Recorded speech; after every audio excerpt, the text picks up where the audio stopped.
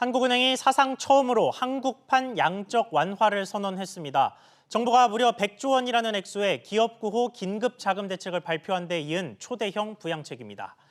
그동안 한은이 적극적이지 못하다, 보신주의에 빠졌다, 이런 비판이 나오면서 강력한 대책을 내놓은 것으로 보입니다. 과연 이 한국판 양적 완화가 어느 정도나 효과가 있을지 전문가와 함께 진단해 보겠습니다. 그리고 오늘 있을 한진칼의 주주총회에서 소액주주들의 선택도 함께 전망해 보겠습니다. 서지용 상명대학교 경영학과 교수 나왔습니다. 교수님 안녕하십니까? 안녕하세요. 네, 먼저 한국은행 이야기부터 해보죠. 이 한국은행이 RP, 그러니까 환매 조건부 채권이라는 이름의 단기 채권을 무제한으로 앞으로 매입하겠다, 뭐 이런 식의 대책을 내놨는데, 그러면서 양적 완화라고 해도 틀린 표현은 아니다, 뭐 이런 식의 다소 애매하긴 합니다만 어쨌든 양적 완화를 인정하는 시사하는 그런 발언도 했습니다. 이 부분 좀 어떻게 보고 계십니까? 그 양적 완화하고 그 공개 시장 조작하고 좀 차이가 있습니다. 그러니까 예. 정확하게 얘기하면 한국은행이 하는 그 지금 정책은 공개 시장 조작, 그러니까 그 오픈 마켓 오퍼레이션이라고 보는 게 맞는 것 같아요. 그러니까 그 이유가 한 세 가지 정도 되는데요. 예. 공개 시장 조작 같은 경우는 전통적으로 이제 통화 정책이 잘 효과가 안 될 때 그 한국은행이 이제 그 채권 시장에 직접 개입을 해가지고 단기 금리하고 지금 이제 기준 금리하고 이제 괴리가 나는 부분을 조절해주는 정책이죠. 그러니까 실제로 예. 지금 보게 되면 그 CP 시장을 타겟으로 하고 있습니다. 기업보험 시장을 타겟으로 하는데 네. 최근에 이제 회사채 발행이 잘 안 되고 차환 발행이 안 되다 보니까 그 CP 금리가 이제 뭐 2% 수준까지 많이 올랐어요. 근데 우리가 지금 기준 금리라고 하는 RP 금리는 0.75% 수준이잖아요. 예. 괴리차가 크다 보니까 이제 RP 매입을 통해 가지고 이제 기준 금리 수준으로 이제 CP 금리를 낮추겠다가 단기 금리가 이제 기준 금리에 좀 괴리가 됐을 때 조절해 주는 정책 측면에서 지금 이제 공개 시장 정책이라 볼 수 있고요. 그 보통 양적 완화 같은 경우는 장기 국채를 주로 매입을 하죠. 예. 그러니까 장기 국채가 통상적으로 이제 기업의 어떤 그 장기적인 자금 조달 지원하는 측면에서 금리가 높아졌을 때 통상적으로 이제 그 기준 금리 수준으로 낮추는 걸 목표로 했을 때 이제 사실은 양적 완화는 장기 국채를 매입하는데 한국은행 같은 경우 지금 그 CP 시장에 초점을 맞춰가지고 RP 금리 위주로 이제 지원을 하고요. 그 다음에 이제 두 번째 또 틀린 거는 양적 완화 같은 경우 통상적으로 이제 미국 같이 제로 금리 상황에서 제로 금리 수준으로 이제 국채 금리를 맞추기 위해서 예. 이제 그 취하는 조치인 거에 비해서 RP 금리 같은 경우는 지금 3개월 정도 이제 그 제한을 두고서 그 RP 금리, 그러니까 단기 금리에 초점을 맞추고 있는 거죠. 그러니까 뭐 국채도 이제 매입할 가능성이 있긴 하지만 예. 통상적으로 이제 그 우리 그 부총재신가요? 한은행 부총재가 국고채 시장 같은 경우 스트레스를 덜 받고 있는 반면에 이제 CP 시장에 과열돼 있다 그래서 CP 시장에 대한 그 타겟을 하고 있죠. 그런 점에서 좀 차이가 있고요. 그다음에 세 번째 같은 경우는 미국 연준 같은 경우는 이제 통상적으로 국채 장기 국채 10년물에 매입을 하면서 네. 이제 그 구축 효과를 좀 없애는 효과 그 목적도 갖고 있어요. 그러니까 구축 효과라고 하는 게 이제 실제로 정부가 채권을 많이 발행을 하게 되면 국채를 많이 발행하면 시중에 물량이 늘어나면서 예. 결과적으로 채권 가격이 떨어지고 그 장기 국채 가격이 급등하는 현상이 생겨요. 예. 그렇게 되면 이제 기업들이 자금 조달하는 코스트가 올라가게 되거든요. 그런 문제를 해결하기 위해서 이제 중앙은행에서 이제 국채를 매입을 하죠.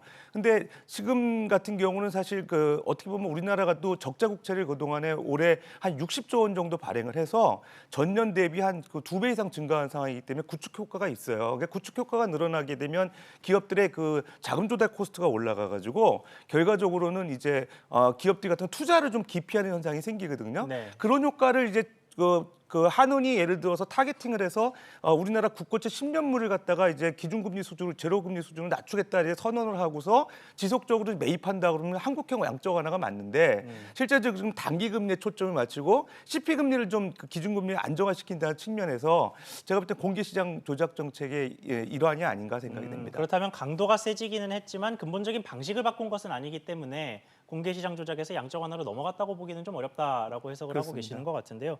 회사채 이야기를 안 할 수가 없습니다. 지금 뭐 사실 연준이 직접 회사채를 거의 사실상 직접 회사채를 매입하겠다고 밝힌 점도 우리나라 이제 회사채 시장에 좀 관심이 가게 되는 이유이기도 하고 회사채 관련해서 지금 기업들의 발행 실적이나 뭐 상황이 별로 좋지 않기도 하고요. 그래서 한은이 직접 회사채를 매입해야 된다라는 목소리도 좀 나오고 있는데 그러면 아마 교수님께서 말씀하신 양적 완화 정책이 정말 제대로 될 것 같은데 한은에서 이야기를 한 내용을 들어보니까 정부가 역할을 해주면 회사채 매입도 뭐 고려해 보겠다 뭐 이런 식으로 이야기를 했습니다. 이게 무슨 뜻인가요? 예, 일단 그 한은법에 보게 되면 76조에 보게 되면은 정부가 보증한 채권, 그다음에 이제 공기업이 발행한 특수채, 뭐 은행채 이렇게 신용 위험이 거의 없는 채권에 대해서만 이제 한국은행이 이제 매입을 할 수가 있어요. 네. 그러다 보니까 이제 회사채 같은 경우는 신용 무보증 채권이 가능성이 많기 때문에 이제 그 한은이 이제 매입을 했을 때 손실이 발생할 우려가 있기 때문에 한은법에 위반된다는 얘기죠. 네. 근데 사실 회사채를 직접 매입해줘야 기업들한테 이제 유동성이 제고가 돼서 기업들이 안정적으로 자금 조달하는 경기 부양 효과가 나오게 되죠. 근데 그런 측면에서 보면은 이제 100% 완전한 양적 완화를 못 가고 있는 거죠. 네. 근데 미국 연준 같은 경우는 어떻게 하느냐? 아까도 말씀드렸다시피 이제 국채 10년 물자리를 거의 제로금리 수준으로 이제 맞추는 타겟팅 정책을 하는데 지금 실제로 이제 제로금리가 지금 0%에서 0.25% 정도 되잖아요. 예. 미국의 그 연방기금금리가 지금 미국 국채금리가 0.8% 수준까지 내려오면서 거의 제로금리 이제 타겟팅으로 가고 있어요. 그런 상황에서 우리나라가 미국 연준 같은 경우는 그러면서 이제 구축 효과도 이제 없애는 효과가 있고 직접 회사채를 매입하는데 연준 같은 경우도 이제 연준이 직접 매입을 하는 건 아니고 그 CPFF라고 해가지고 Commercial Paper Funding Facility라는 그 SPC를 이용해서 매입을 예. 해줍니다. 그러니까 특수 목적 법인을 통해서 매입을 하는데 우리나라 같은 경우 그러면은 직접 매입을 해도 되지 않냐는 문제가 있는데 지금 사실 그 한은법이 규정된 문제 있기 때문에 예. 그 부분이 제한이 되고 실제로 우리나라 같은 경우 그러니까 지금 그 채권 안정기금 조성을 통해서 이제 그 캐피탈콜인가요? 캐피탈콜 실제로 이제 기업들이 자금 필요할 때 그 채권 안정기금 내에서 이제 자금 회사채 매입을 통해서 자금 지원하는 방식으로 이제 기재부가 주관하는 어떤 네, 회사채 매입 한은은 방식이죠. 아니죠. 그러니까 네. 한은하고 사실 정부하고 좀 이원화된 정책을 취한다는 측면에서 연준하고는 좀 다른 측면이 있습니다. 그런데 한은법과 관련해서요. 이게 한은 인재개발원 소속 교수님 한 분이 칼럼을 쓰셨는데 온라인에 그 칼럼 내용이 2011년 금융위기 당시에 한은법 2008년 금융위기 이후 2011년에 한은법 80조를 개정을 해서 영리 기업에 대한 한은의 직접 대출이 가능해졌다. 그래서 지금처럼 뭐 공개 시장 조작이나 뭐 그 유동성 공급만으로 문제를 해결하는 게 아니라 한은이 대출 시장에 직접 뛰어들어서 유동성을 공급할 수도 있다. 뭐 이런 식으로 이제 주장이 좀 나왔는데 이 부분에 대해서는 좀 어떻게 보십니까? 예, 그게 한은법 80조를 보시게 되면요. 실제로 이제 금융업을 포함한 영리 기업의 어떤 자금 조달이 상당히 곤란해졌을 때 예. 금통위원 4명의 동의하에서 회사채를 매입할 수 있다는 규정이 있어요. 예. 80조에 보게 되면. 근데 사실 그 조항이 뭐 유권에서는 어떻게 해야 되는지 모르겠지만 실제로 76조랑 괴리되는 부분이 있고요. 예. 뭐 그렇다 손 치더라도 금통위원회 4명의 동의가 있어야 된다는 얘기예요. 사실 금통위원 4명이 동의가 있어야 된다는 거는 현실적으로 쉽지 않고 예를 들면 지금 25조 한은법 보게 되면 금통위가 한은에 이제 어떤 그 손실을 끼쳤을 때 손해배상에 대한 그 조항들이 또 나와 있습니다. 예, 그러니까 금통위원이 책임을 예, 지도록 되어 금통위원이 있더라고요. 책임을 지게 되죠. 그러니까 어쨌든 의사결정은 금통위에서 하는 상황에서 영리 기업을 통해서 이제 한은이 예를 들어서 부담하는 리스크를 부담하는 거에 대한 금통위원회 책임 소재가 있기 때문에 현실적으로는 쉽지 않지 않나 생각이 들고 또 25조하고 좀 배치되는 부분, 그다음 76조에서 정부 보증채를 채권하는 그 매입해야 된다는 조항하고 좀 괴리가 있기 때문에 네. 현실적으로 80조항을 잘 살려가지고 영리 기업 특히 대기업 회사채 매입하기는 쉽지 않지 않나 생각이 됩니다. 그러니까 말하자면 이게 2011년에 개정된 법이면은 9년 전인데 9년이나 된 법도 사실 앞뒤가 좀 안 맞는 고치다 만 법이었다 뭐 이런 셈이 되는 거네요. 예, 결국은. 그렇습니다. 이 일관성을 갖고 이제 76조나 25조에 대한 그런 현실적인 문제점, 제한 요인을 좀 해소하는 게 그 80조항을 좀 더 이렇게 유연하게 이렇게 해석하는 데 좀 도움이 되지 않을까 생각됩니다. 그렇군요. 자, 지금 이 이야기가 계속 나오는 이유가 RP로 그러니까 채권을 금융회사가 주로 발행하는 채권을 한은이 사들이겠다는 게 이번 한국판 양적 완화라고 한은이 스스로 부르는 정책인데 결국은 금융회사의 돈이 흘러가는 거고 그 돈을 금융사가 어떻게 쓸지는 한은이 알지도 못하고 책임지지도 않는 거잖아요. 거기서 부실이 나더라도 금융사가 책임을 지게 되고 한은은 결국 돈만 되졌고 받고 나중에 금융사로부터 돈을 받기만 하면 되는, 말하자면 좀 한 발 떨어져 있는 소극적인 역할에 여전히 머물러 있다라는 비판이 나오는 부분인데, 이 부분에 대해서 교수님 생각은 좀 어떠십니까? 예, 그 뭐 질문 잘해주셨는데 그 RP 시장을 이제 무제한 이제 우리가 RP를 매입을 해서 무제한 유동성 공급한다는 게 양쪽 하나같이 보이지만 두 가지 측면에서 좀 제한 사항이 있어요. 말씀하신 대로 금융사의 지원 아니냐, 실제로 이제 증권사 지원한다는 그 목적이 있습니다. 그러니까 예. 증권사 같은 경우 최근에 이제 ELS를 많이 발행하거든요. 예. 주가 연동 그 주가 지수 이제 증권이죠. 그러니까 주가 지수에 연계가 돼가지고 투자자들이 고수익을 내는 상품인데 ELS를 발행을 하다 보면은 사실은 그 연동돼 있는 기초 자산들이 이제 주가 지수예요. 네. 각국 뭐 홍콩 주가 지수라든지 코스피라든지 주가 지수가 최근에 이제 많이 오를 경우에 이제 그 실제로 증권사들은 고객들한테 수익을 많이 제공해야 되기 때문에 예. 통상적으로 그 자금 마련을 위해서 이제 해지를 하기 위해서 선물한 시장에서 이제 그 매수 포지션을 취하게 됩니다. 예. 그 매수 포지션을 취하게 되면 주가가 이제 떨어졌을 때, 주가가 이제 올라갔을 때 이제 이익을 보게 되는데 최근에 주가 지수가 이제 많이 급락하면서 예. 실제적으로 이제 증거금이 이제 감소하면서 마진콜이라는 걸 받게 돼요. 예. 그러면 결과적으로 마진콜 이제 그 자금을 회수하기 위해서 그 증권사들은 이제 보유하고 있는 이제 RP라든가 네. 뭐 CP라든가 이런 거 시장에 내다 팔면서 결과적으로는 이제 자금을 확보하게 되죠. 예. 근데 지금 상황에서 그런 상황이기 때문에 유동성이 이제 부족하기 때문에 시장에서 CP를 많이 내다 팔고 있습니다. 그러니까 결국 CP 시장에서 물량이 많이 나오다 보니까 CP 금리가 지금 2% 이상 급등하는 거예요. 그러니까 가지고 예. 있는 물량을 내놓지 말아라라는 신호라는 그렇죠. 거네요. 그러니까 하늘은. 지금 이제 네. 그런 것들을 이제 말 그대로 또 기업들 같은 경우도 회사채 차환 발행이 안 되다 보니까 CP를 조달하니까 CP 금리가 더 올라가죠. 예. 그러니까 이제 어떻게 보면 하는 입장에서는 CP 시장을 안정화시키는 목적도 있지만 증권사를 통해 가지고 자금 지원을 해서 결과적으로는 이제 지금 CP 시장 자금 금리가 급등하는 거를 좀 만회하려고 하는 측면이 있는 거죠. 그러다 보니까 결과적으로는 기업에 금융 지원하는 것도 있지만 증권사에 이제 금융 지원하는 목적이 있는 거고요. 그다음에 이제 RP 금리 같은 경우가 지금 보통 7일물이 이제 일반적이고 예. 30일까지의 어떤 그 이제 만기를 갖고 있어요. 그런 차원에서 30일까지만 이제 공급을 하기는 다시 이제 RP 같은 경우는 매도 기간이 되사줘야 되는 조건이 있기 때문에 네, 발행자가 되셔야 하는 거죠. 결과적으로는 이제 그 30일 동안의 금융 공급으로 제한되는 거죠.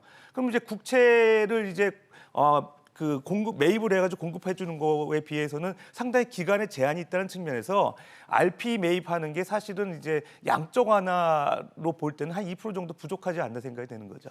그렇군요. 알겠습니다. 한국은행 이야기는 이 정도로 하고요. 오늘 있을 한진칼 주주총회 이야기로 좀 넘어가 보겠습니다.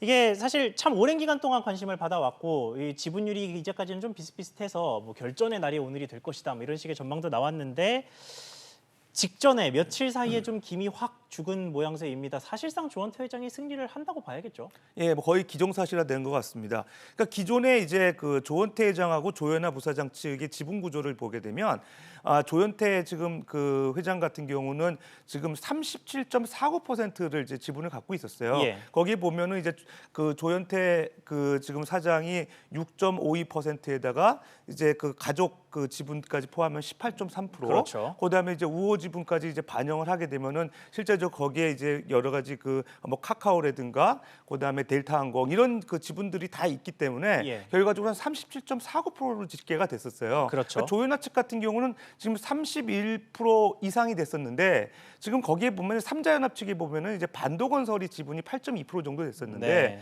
사실 작년 이후로 이제 그 지분을 인수한 부분이 한 3% 이상 되거든요. 그러니까 그 부분에 대해서 이제 그 지분을 인정해 달라고 하는 이제 가처분 신청을 했었는데 그게 기각이 됐죠 최근에. 네, 그래서 5%가 됐죠. 예, 그래서 지금 28.78%인가요? 그러니까 지금 지분 차이가 한 12% 가까이 되잖아요. 예. 이런 상황에서는 상당히 이제 조현아 측이 뒤집기 어려운 상황이고 특히 이제 그 지금 요번에 이제 그 이사 선임이라든지 그다음에 이제 그 해임에 관한 그 법률에 대해서 특히 이제 그 한진칼 같은 경우는 일반 결의 사항으로 되어 있습니다. 예. 대한항공 같은 경우 특별 결의 사항이 되어 있는데 일반 결의 사항이 되면은 주총 그 참석한 인원수의 과반수만 이제 획득하게 되면은 조건이 좀 덜 까다로운 거네요. 과반수 획득하게 되면은 이제 이사 선임이 돼요. 원래 이제 대한항공 같은 경우 특별 결의사항이 돼가지고 주총 참석한 인원수의 이제 3분의 2가 이제 찬성이 돼야 되거든요. 네. 그러다 보니까 작년 초였나요? 조양호 회장이 64% 지분하고도 떨어졌 이제 예. 이사를 선임이 안 충격적인 됐잖아요. 소식이 있었죠. 근데 이제 한진가 같은 경우 과반수게 되기 때문에 예를 들어서 80%가 이제 참석한다 그러면 주주들이 뭐 과반수면 40% 이상만 획득을 예. 하게 되면은 이사 선임이 되기 때문에 이미 40% 이상을 확보한 이제 확보를 조원태 했죠. 측 입장에 상당히 유리하다고 볼 수 있고요.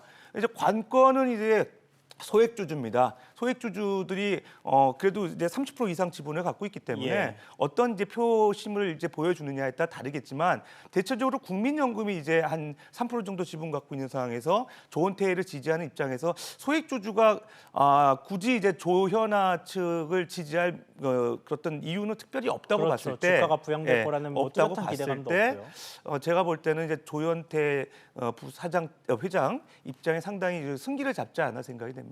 그렇군요. 그런데 앞으로의 행보에도 좀 관심이 쏠립니다. 왜냐하면 현재 지금 아까 설명하셨던 기의결권 지분은 오늘 열릴 주총 기준에서의 지분이고 그 뒤로 지금 꾸준히 양측이 모두 지분율을 조금씩 늘려왔기 때문에 다음 주총 혹은 뭐 다음에 임시 주총을 열 수도 있고요. 그렇게 됐을 때 지분율이 어떻게 될 것이냐, 표싸움이 어떻게 될 것이냐 이게 좀 관심을 모으고 있는 사항인데 특히 삼자연합 쪽이 좀 공격적으로 지분을 늘리는 모습입니다.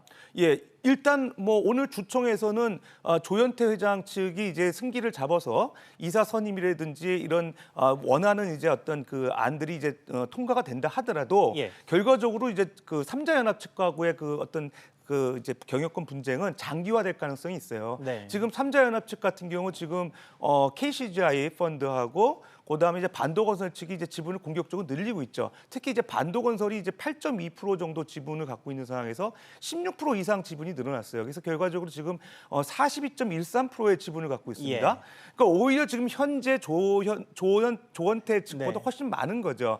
그러면 결과적으로 왜 이렇게 지분 늘리냐? 뭐 장기적인 포석을 갖고 있는 거고요. 어쨌든 지금 더 왜 삼자연합이 공고히 갈 가능성이 있냐면은 한 향후 5년 동안에는 지금 삼자연합이 갖고 있는 지분을 다른 주주들한테 팔지 못하게 지금 임명 계약이 돼 있어요. 예. 그러다 보면은 실제적으로 이제 조현아 지분 이제 6.49% 그거를 다른 주주한테 내다 팔 수 없고 5년 동안 이제 사실 어떻게 보면 그 삼자연합이 유효하다는 측면이 있고요. 예. 그다음에 물론 이제 조현아 이제 부사장 같은 경우는 지분을 이제 뭐 KCGI나 반도건설한테 내다 팔고 다시 이제 그 오너 쪽으로 이렇게 다시 들어올 가능성도 물론 있긴 하지만 어쨌든 지금 삼자연합에서 반도건설의 지분이 상당히 늘어나고 있는 건 우리가 주목해서 봐야 되는 상황인데 어쨌든 지금 그 경영권을 가지기 위해서 이제 삼자연합이 이제 지금 지분을 늘린다고 봤을 때 예. KCGI 같은 경우는 지금 어쨌든 사모펀드이기 때문에요 수익을 낸 다음에 엑시트할 가능성이 있어요. 예. 그러면 결국 반도건설이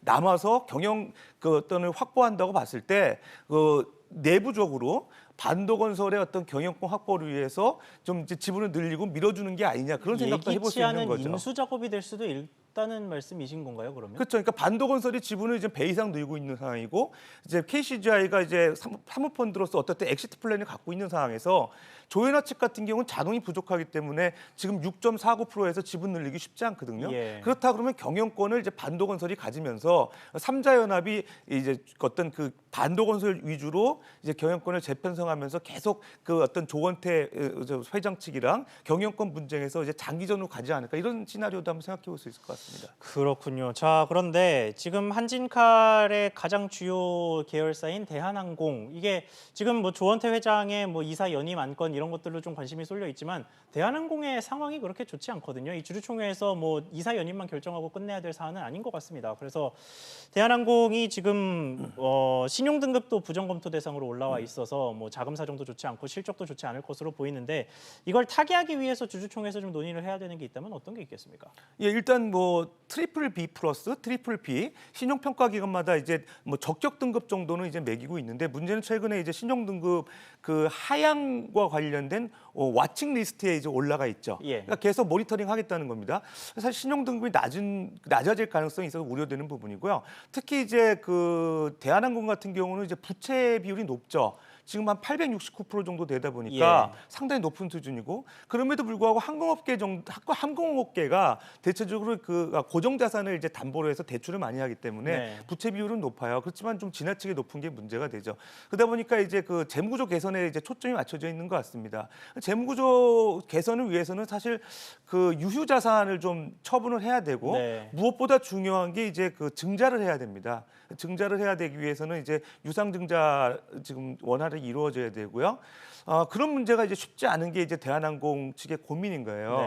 그러다 보니까 이제 삼자연합에서도 대한항공의 어떤 그 재무구조 개선을 이제 최우선 과제로 이제 내세우고 있잖아요. 그런 문제에서 이제 조원태 측에서 이제 사실 이 부분 해결이 어떻게 보면 오늘 주총에서도 상당히 이슈가 될 가능성이 있습니다. 그러기 위해서는 제가 볼 때는 뭐 영구 채권 발행하는 논의도 좀 있는 것 같습니다. 영구 채권 같은 경우는 이제 자본으로 인정이 되기 때문에 사실은 이제 회계상으로 이제 도움이 되는데 문제는 이제 그 채권이다 보니까 이자 비용이 나가죠. 이 이자 비용이 나가면 결국 순이익이 줄어들면서 자본 확충하는데 좀 제한 요인은 돼요. 그런 문제가 좀 있고요.